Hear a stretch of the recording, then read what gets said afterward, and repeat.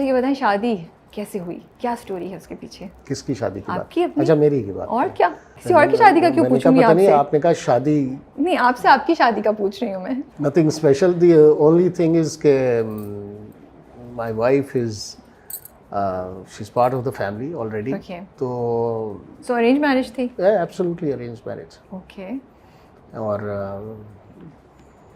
जब हुई तो आज 35 साल 32 साल गुजर गए। तो पहले देखा, मंगनी हुई, कुछ हाँ, वो सारे प्रोसेस हुए। सारे process. So are you romantic by nature? Were you romantic? Ask her, maybe too romantic. वो मैंने आप दोनों का इंटरव्यू अलग से करना है तो उस पे भी डिटेल, बट आप अपनी साइड की स्टोरी बता दें। I don't know about the romantic part, but you know, we've had a good life. We've worked together through thick and thin. So that is more than enough. Romance तो आता है जाता है, circumstances पे depend करता है. But otherwise we've had a great life. तो इतना माशाल्लाह से करियर भी अच्छा चल रहा था, फेमस भी बहुत थे, तो कभी लव मैरिज का नहीं ख्याल आया? अम्मा अब्बा ने बोला तो यू वर ओके? नहीं, लव तक रहा, मैरिज तक नहीं पहुंचा। ये वो बहुत सारे केसेस थे इस तरह। ओके, आई लाइक इट, आपने इतने आराम से। फैक्ट भी यही है। एंड ऑफ द डे तो यही हुआ कि शादी नहीं हुई, बाकी सब था ठीक है। How does love change over time? पहले तो होता है, love doesn't change over time. It doesn't change. Either you love somebody or you don't. The only thing is ke then when you enter practical life, lots of things change.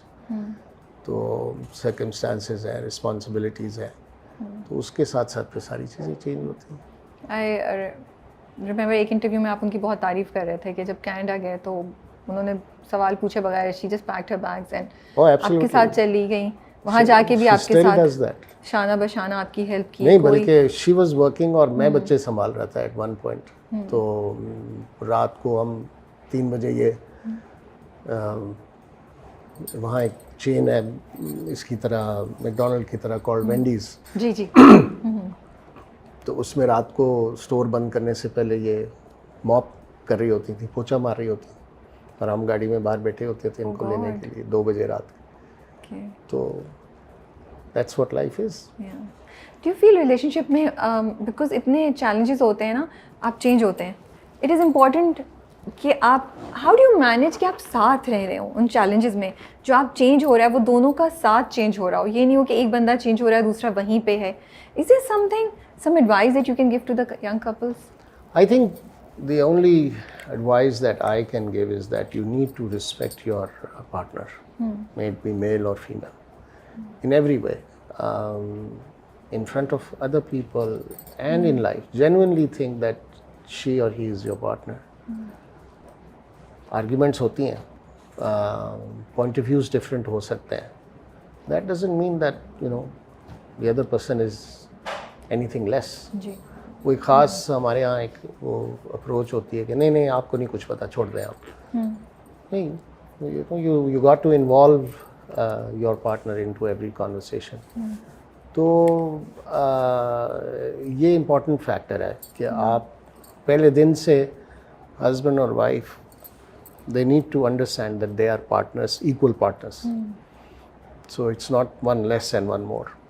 ये आपने बड़ी जो आपकी मैंने एक लाइन पिक की वो कि उनको इन्वॉल्व रखें, इट इज़ वेरी इंपॉर्टेंट। मुझे लगता है वो चलते चलते भूल जाते हैं। एक तो आजकल लाइफ भी इतनी बिजी हो गई है और ओवर द टाइम भी, दैट्स व्हाई आई सेड कि इट्स इंपॉर्टेंट कि जो एवोल्यूशन आ रहा है उसमें आप दोनों साथ इवॉल्व हो रहे हैं, कि वो अगर नहीं हुआ तो फिर शायद कहीं डिसएग्रीमेंट कैन लीड टू बिगर। देखिए, एक दूसरे के ऊपर ट्रस्ट से, जैसे मैंने हमेशा पहले कहा है, she is never questioned.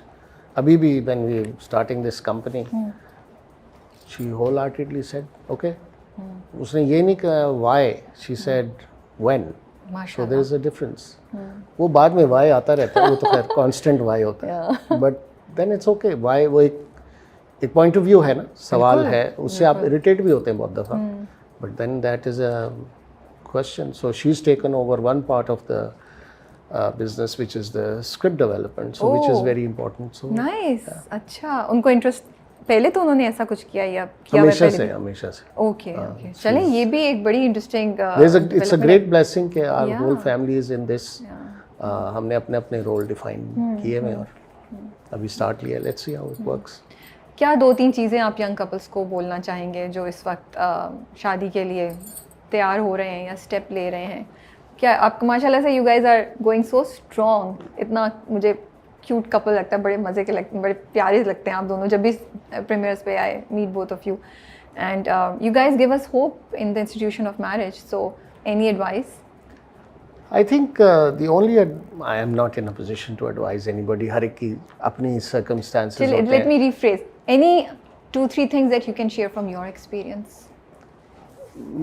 My experience has been that you know,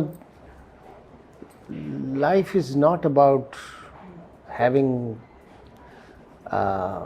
one up कि जी मैंने बहुत कमाल किया. It's about us. It's about it's about we both, let's do it together. तो घर में जितना मैं का लफ्ज़ कम इस्तेमाल करें उतना अच्छा ही. खैर ऑर्गेनाइजेशंस में भी ऐसा ही है, True. आम लाइफ में भी ऐसा ही है, लेकिन अपनी जब मैरिटल लाइफ आपकी जो है उसमें जितना मैं का लफ्ज़ कम इस्तेमाल करें उतना बेहतर है और उससे बहुत सारे प्रॉब्लम्स हल हो जाते हैं. और यंग कपल्स के लिए है कि youth is not going to come every day, so enjoy it as long as you have it. Yeah. आपको पता नहीं चलता कब चीज़ें चेंज होनी शुरू हो जाती. True. और तीसरी बात ये, if it is not working, look at the flags. You see the flags. If it is not working, don't delay it. Yeah. It's not going to help anybody. As a society आपको क्या लगता है कि हमसे क्या चूक हुई? ये जो यंग जनरेशन है, मैं अपने ऑफिस में भी अक्सर बात कर रही होती हूँ, एक 20 साल की लड़की या एक 22 साल का लड़का, they are scared of commitment. हमने क्या ओवर द टाइम ऐसा हो गया कि हमने अपने इर्द गिर्द देखा ना, उन्होंने अपने इर्द गिर्द देखा है. Examples like you also. So हम ऐसा क्या हो गया है कि वो लोग नेगेटिव पे ज़्यादा फोकस करें और इतना फियर है कमिटमेंट का. It sometimes really surprises me when I hear these conversations. I think scare नहीं है.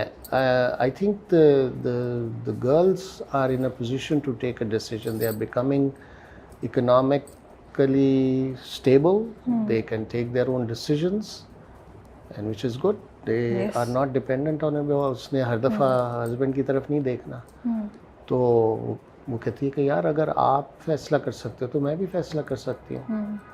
और कमिटमेंट करने के बाद क्या होगा? अच्छा तुम घर बैठ जाओ, मैं काम करूँगा. Why? That's not fair. So I think वो कमिटमेंट का खौफ नहीं है. I think it's the mindset that has to change. हमारी एक बहुत बड़ी जनरेशन है जो अभी तक है, अल्लाह उन सबको ज़िंदगी दे, मगर उसके असरात हम लोगों पे हैं अभी तक. जो कहते हैं कि बेटा हमारा